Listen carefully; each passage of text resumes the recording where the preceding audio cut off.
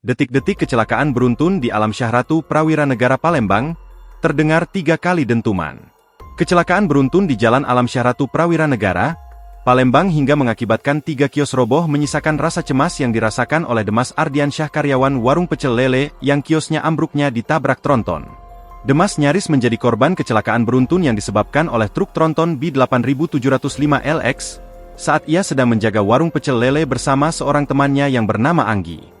Seperti diketahui, peristiwa laka beruntun itu terjadi sekitar waktu subuh yang disebabkan truk tronton menabrak sebuah dump truk terparkir di pinggir jalan, kemudian lanjut menabrak mobil Fortuner dan sepeda motor milik Demas.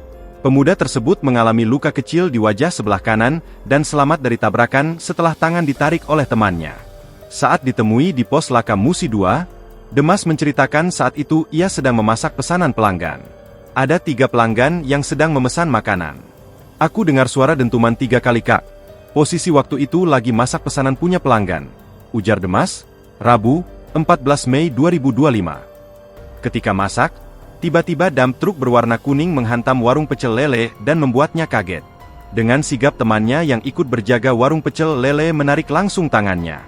Saya langsung ditarik ke arah WC, kalau tidak ditarik mungkin sudah kena, Kak. Dump truk itu ditabrak tronton dari belakang terus lanjut tabrak Fortuner dan motor saya, sambungnya. Setelah itu, Demas sempat mengambil tabung gas LPG karena takut terjadi ledakan. Sedangkan 3 orang pelanggan yang ada di warungnya tidak mengalami luka, karena posisi meja makan cukup jauh dari dump truk.